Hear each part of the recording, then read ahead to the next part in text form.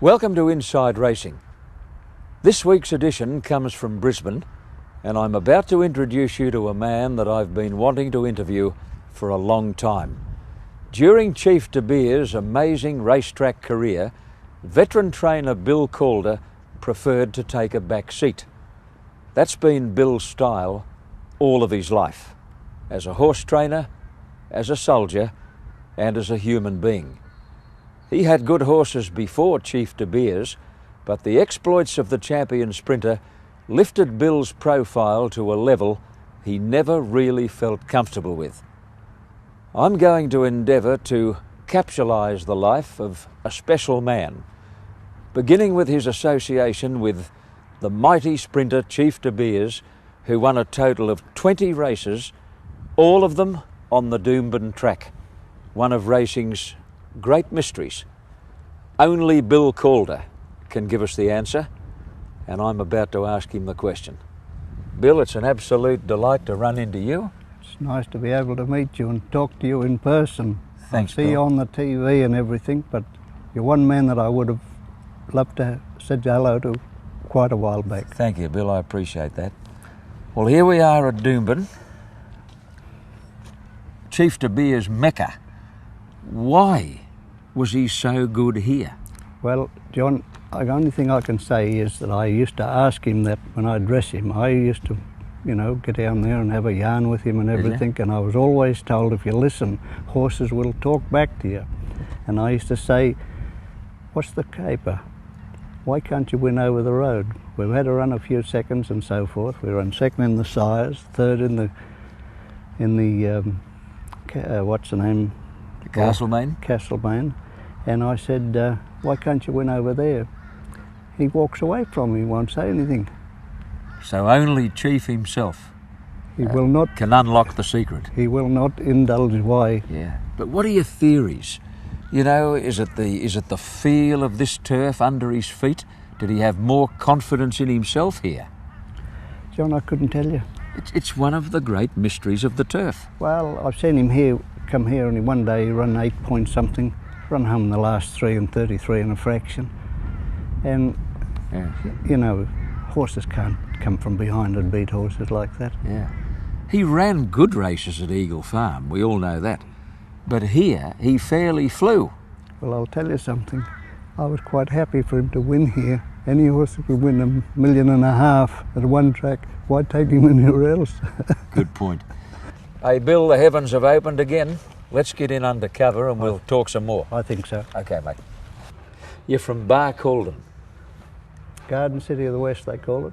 And born and reared with horses? Yes, John. Now, you were an apprentice jockey. Yes. I'll try my memory out here because I have been reading a bit about you. You were apprenticed to your mother's brother. No, my mother's uncle. Beg your pardon, Jim O'Toole was his name? Jim O'Toole was Mum's uncle. Right. And you rode some winners? I rode with him. He was the man who put me wise to a lot of things. Matter of fact, when I was a kid still going to school, he used to go out to the track of a Sunday morning and take 2 horses, and I had to ride the 2 of them. I must have been a bad pupil or something because he didn't give me a day off. Is that right? Well, looking back on those days with Jim O'Toole, who was really your great uncle, they must have been great learning days. Well, he always could tell you why he would say that. He wouldn't just say, oh, do this and do that. He'd get down to tin tacks with you, and he'd explain little things to you. And I think I more or less was more with him than what I was with my father. Yeah. Now, have those little things stuck with you right through life? Do you still reflect on them? Yes, because it's proved the test of time. Yeah. They might have some new ideas how to get to this and get to that. But I think a horse is a horse. He's been a horse for so many million years. Yeah. And I think his complaints are still the same what he had when he was, started this business first. Now, there's no need for modesty here. How did you rate yourself as a jockey? Oh, just an ordinary jockey. Rode winners, but I was no Neville Selwood or Georgie Moore or anything like that. Yeah. I was a bush jockey. Well, the outbreak of World War II brought your riding career to an end. Well, I had to go into the army then, And then one thing led to another, and I was in the best part of 5 years, I suppose. Yeah. Did you enlist? No, we were all called up at the time. Right. The battalion that I was in was a Western Battalion. A chap by the name of Murray, Lieutenant Colonel Harry Murray, was asked to form a battalion, and he'd done that with all the western towns. And that's how I come to be in the battalion. Called it the 26th Battalion. Yeah. Were you pretty excited about it at the time? Well, I thought leaving horses might have been a bit wrong, but of course then nips come into it, and then of course everyone was the same. We didn't want them here. Yeah. But that was history. Well, they tell me Private James William Calder cut a very striking figure in uniform. I don't know about that. And I know that at your home, which is nearby at Hendra, you'll have some photos of Private James William Calder. Well, there might be one or two, but not many. Do you think I could have a look at them? Oh, well, as long as you don't throw over my legs. And they tell me your darling wife Betty makes a sensational cup of tea. Yes, and you'll get one of them too when you get there if you want one. Let's go. Interesting to note that Chief De Beers colours figure pretty prominently here, the yellow and the orange. I've got that put to me quite a few times. They think they do it on purpose, but I don't think so. You didn't have anything to do with it? I had nothing to do with it. I'm not guilty. Marigolds, lovely things. Ah, yes, it's boosts the place up a flower or two, doesn't it? God gave us some magnificent gifts, none more appealing than a colourful flower. Well, look at the birds. Yeah. Birds don't, you know, one flock will have the same colour, same with the zebras. Yeah. Very little different in any of their markings. I don't know how they keep doing it. Are you a bloke who stops to smell the flowers? No. Too busy? No, I look like looking at them and everything like that, but I'm not a gardener. Here comes that rain again, mate. Let's duck for cover.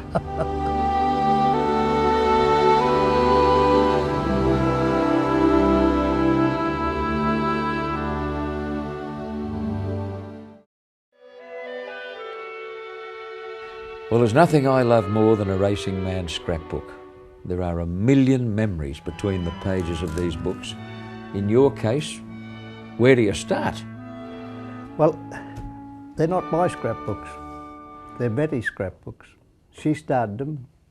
I wouldn't have had one only for her. She's done it all. Bill, you've put the polish on a host of grand horses. So let's just whip through a few, and I'd love to hear your recollections of them. Lord Sambo, he was placed at Group 1 level. Yes, he ran second in the 10,000. He won a couple of flyings and things like that. Handy little horse. Miss Peterson owned him. She's Canon Peterson Solicitors, one of that firm.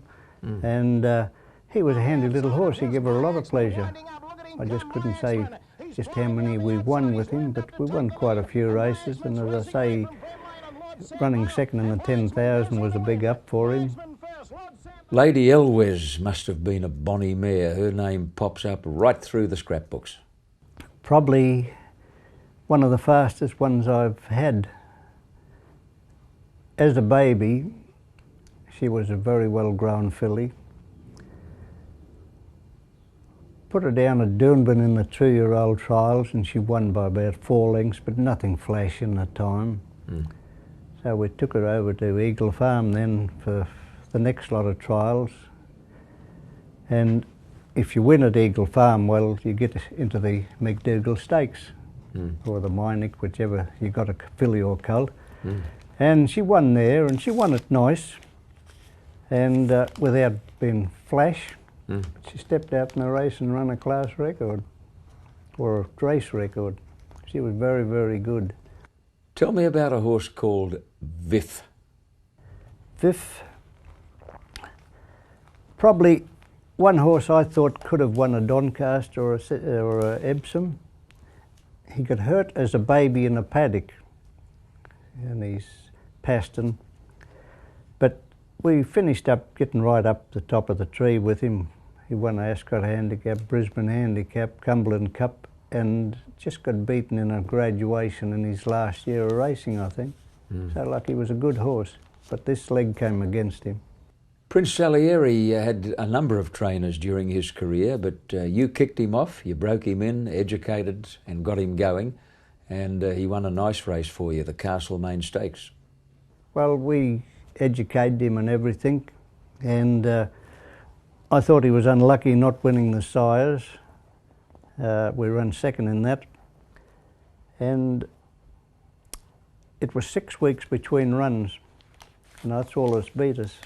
And of course, when he went past the post, he only got beat, just got beat. I said, well, we'll win the Castlemaine. And he duly did, but wasn't it a hot Castlemaine field? It was a beauty. I think it was the best Castlemaine field I'd seen, because ones that finished behind him, there was about 4 of them, I think, Doc Grace and so forth. They all got up to the $1 Million Horse. They were a very good field. Here's Betty now. Yes. And she's carrying 2 cups, Bill. A sight for sore eyes. They're lovely. Hey, how are you, Betty? I think you gentlemen must feel like a cup of tea. Betty, you picked it in one. Thank you. Now, don't go running off. I'd love you to just sit here beside me for a moment, because I've got a few questions, thank you, to ask, because I want answers that Bill won't give me. Well, maybe I won't know them either. I think you will. I think you will. Firstly, has he got a temper? No, not really. He might get a bit downhearted, but he's never bad-tempered. Yeah, he doesn't come home and kick the cat. No, he doesn't. Well, looking back on all those years of marriage, now let's put this in a nutshell. Let's capsulise. How would Betty Calder describe her husband? Give me a capsulised description of the man you've been married to all these years. Outside for a while. No, you've got to do this in front of the defendant. Oh, goodness. Oh, well, I don't think anyone would be more conscientious than what he is. He gives... His horses have always come first. Even when we've been out, if we come home a bit late, he's always got to go down and check them and see if they've got enough water. And yeah. Completely dedicated. Dedicated. Yeah. We go out of a Sunday, he's looking at his watch, time to get home. Yeah. And are there times? There must have been times over the years when you've been visiting family or you've been out enjoying yourself and you see him looking at his watch. You can throw an ashtray at him. Right. But you've always accepted it. Yes, accepted it. Yeah. I know he's got a job to do, and yeah, that's his way, and I wouldn't change him. Bill, you've obviously had some sort of a musical background, because you were one of 4 battalion buglers during the war. But as a kid at Bar Calden, did you learn a musical instrument? Yeah, well, my mother was very musical. She was a talented violin player, but she could play the piano as well. As I said, where I get the Irish from is the O'Toole. She was an O'Toole, Frances Mary O'Toole. Every St. Patrick's morning before daylight, she got up and belted all the Irish tunes she could think of on the piano until the sun got up. Well, that went on as long as I can remember. But then I had to learn the violin, or the piano first, which I was a failure on, and I got onto a violin and I was even made a scratchier noise on that. So the town had a band, brass band, and I joined it, and that's how I got into the band.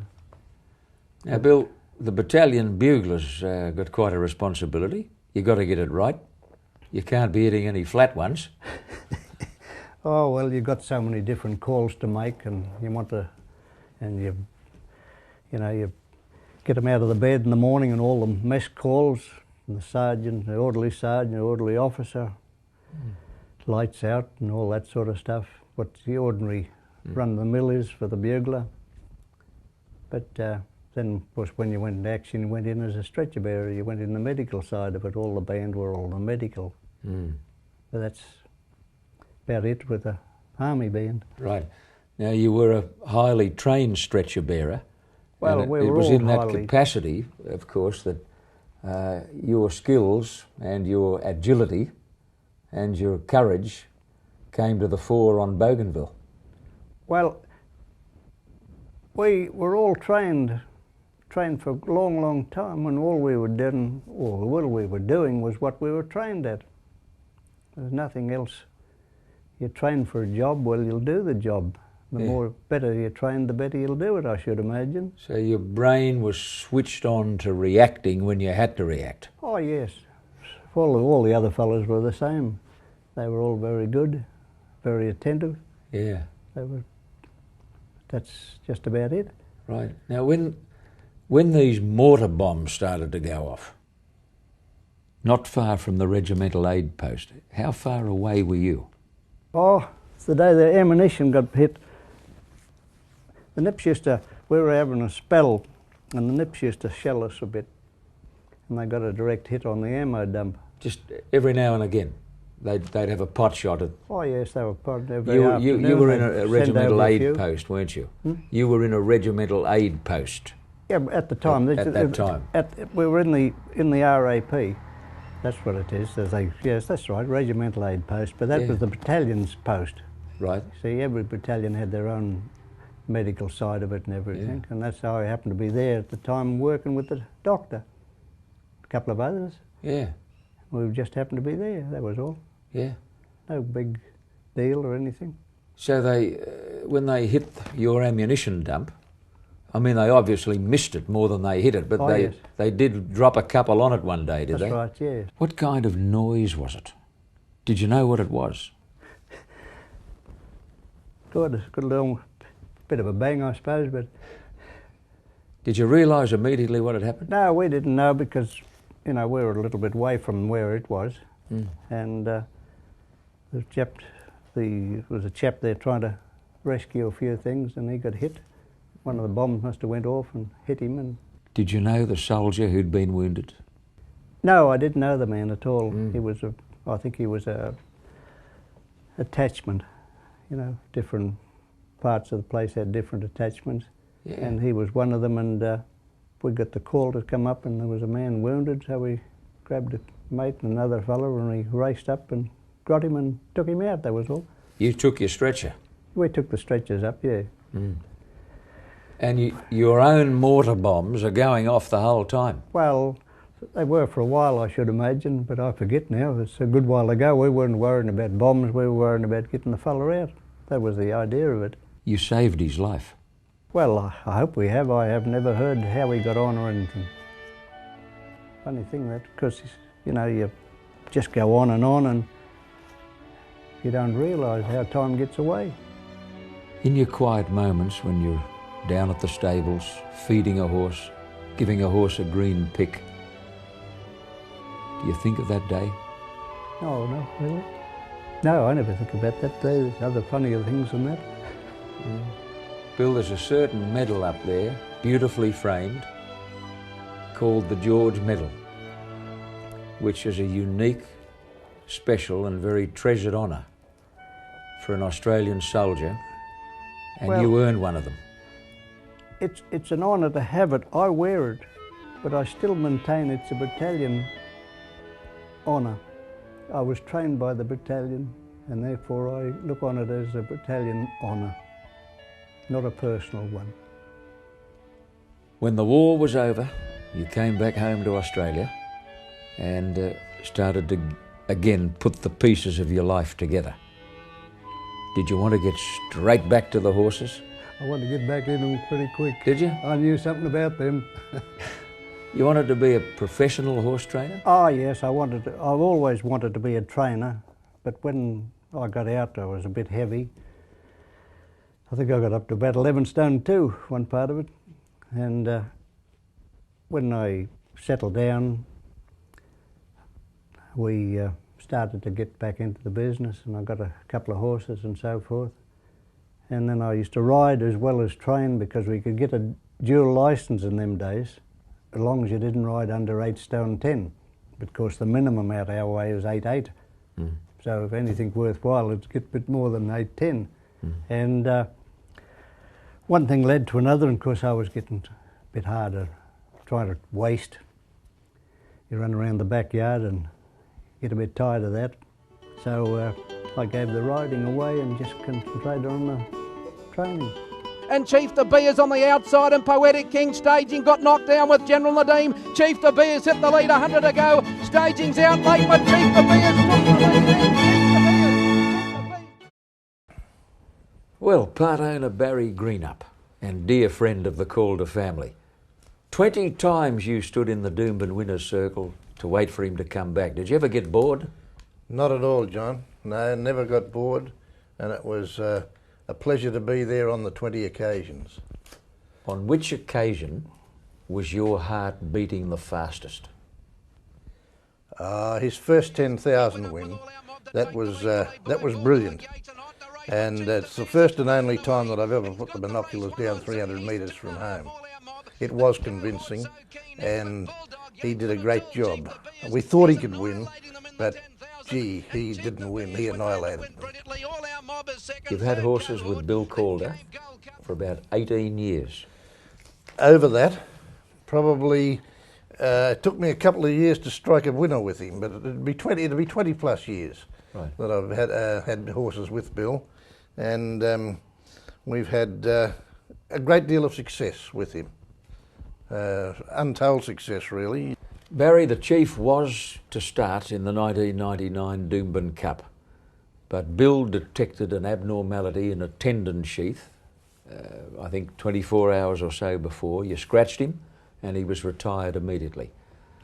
That's right, John. When Bill rang me and told me that he had Fred coming around and he feared for the worst, we virtually accepted the fact that it was probably going to be the case, and it was never the family's desire to have give that horse any chance that we could prevent of breaking down in a race. And it was pull up stumps then. Must have been an empty feeling over the next few weeks though. Extremely. But we've got to look back on the times that we had so much joy and happiness out of it, right through to our grandchildren. We all go racing together, and it was a terrific. We had a lot of very, very memorable moments, and you've got to look towards them. I asked Barry how he felt in the weeks immediately after Chief De Beer's retirement. He said it was a pretty empty feeling. How did you handle it? Well, I've been in it for quite a long time, and you know that everything's got a finish. And the only thing that I was upset a little bit about him was that we could not have gone on and had a go at the Cup. But the biggest reward of the lot was being able to find it before it was too late. And that made up for everything. I was quite happy to see him finish. I was never disappointed in him, and I thought at least I found it before it was too late.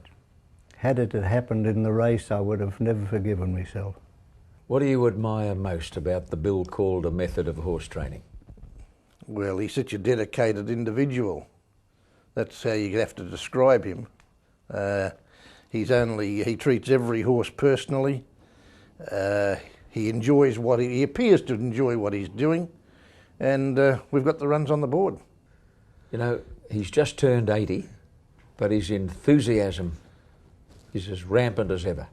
Well, if you went over to Eagle Farm in the mornings, I don't think you'd see a 40-year-older as fit. What he does, he'd give any of them over there a run for their money. You've just turned 80, Bill, and looking back on many decades in racing with all of its ups and downs and valleys and peaks, if you could get another shot at it, would you change anything? Well, I think first and foremost is my family. I'm lucky that way that I've got the wife I've got. I've made a lot of friends. Like the Greenups have been fantastic, not because Barry's here or anything. They've been fantastic towards me, Bet. And I always come back to saying there's only one life you get, and to try and make it as happy and do the things you'd like to do. But if I had it all over again, I suppose I'd say I'd go back into the racing again. It's been good to me, it's been bad to me, but never real bad. I think I've enjoyed a lot of good times and luck that a lot of people haven't had, which I'm thankful to the bloke upstairs for. Bill Calder, under protest, recently took 2 days off to have a cataract removed from his left eye. With that out of the way, he's now right back to his sprightly best and focused on finding himself another Chief De Beers. Let's hope he does. But if not, you can bet your bottom dollar he'll extract the very best from whatever horses he might have at his Hendra stables. Look forward to your company again next week on Inside Racing, and until then, many winners.